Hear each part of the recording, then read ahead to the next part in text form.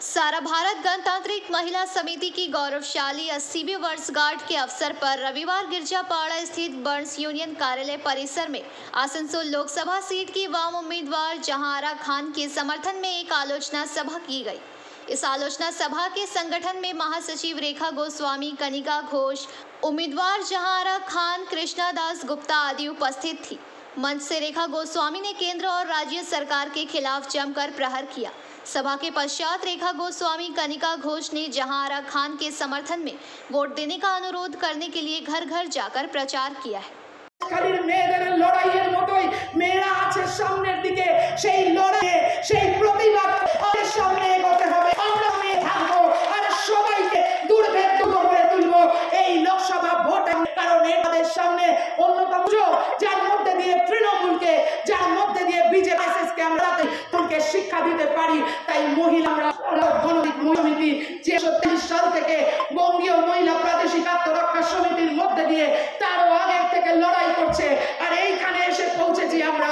আরো সামনে আমরা যেতে চাই, আরো সামনে এগোতে চাই, লড়াই নিয়ে এগোতে চাই, সকলকে নিয়ে এগোতে চাই, বিজেপি আর কে হাটিয়ে এগোতে চাই, তৃণমূলকে চাই। হর তখ বদল जाएंगे, हर तज उछल जाएंगे আর আমরা সবাই যাব। শুধু জবাব দেবে বলুন মাননীয় মমতা ব্যানার্জি, চাইবেন কিনা জবাব? এই লোকসভা নির্বাচনে চাইবেন কিনা জবাব?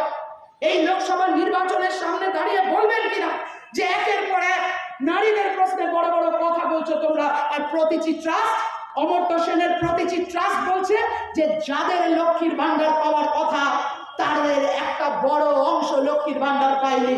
আর দলিত আদিবাসীদের জন্য আগে 500 টাকা ছিল, 1000 টাকা, এখন কি 1000 টাকা, তাহলে যদি 500 টাকা বাড়তো 1500 টাকা, যদি রেশিওতে বাড়তো তাহলে 1000 বেড়ে ডাবল 2000 হওয়ার কথা।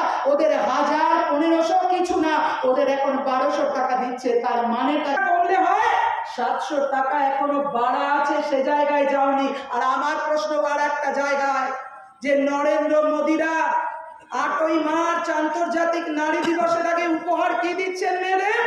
বলছেন কি যে গ্যাসের দাম কমিয়ে মেয়েদের উপহার দেব। কেন?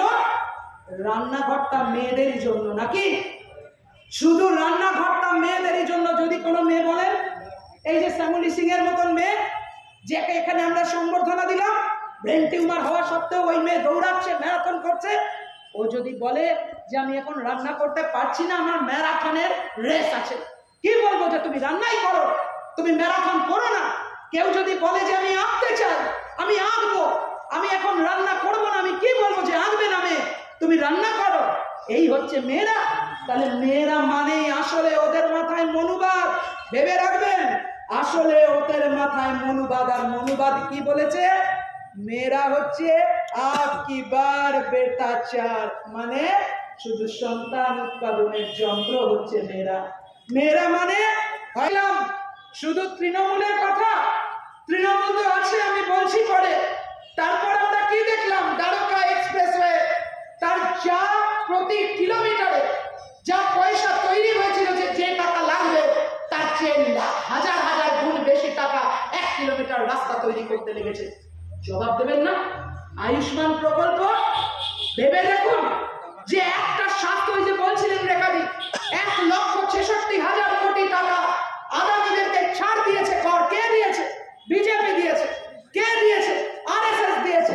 আম্বানিদেরকে ছাড় দিয়েছে 1,66,000 কোটি টাকার। আপনি একটা যদি স্টেট ব্যাংকে ধার করেন, সেন্ট্রাল ব্যাংকে যদি আপনি একটু ধার করেন, কষ্ট করে নিজের কিছু টাকা জমা দিয়ে ধার করেন, তাহলে আপনি যদি ঠিক সময়ে শোধ না দিতে পারে তো আপনার বাড়িতে 5 বার পাঠিয়ে দেবে, আরে ধার শোধ করো, ধার শোধ করো। তারা কেন নারদার একটাও মিটিং ডাকলেন না এথিক্স কমিটি? কেন সাংসদদের জন্য যারা সব টাকা নিল, তাহলে কেন তাদের জন্য একটাও কোনো শাস্তি ব্যবস্থা আজ অব্দি করা গেল না? রক্ষা কবচ নয় বিজেপি, তৃণমূলের রক্ষা কবচ নয়।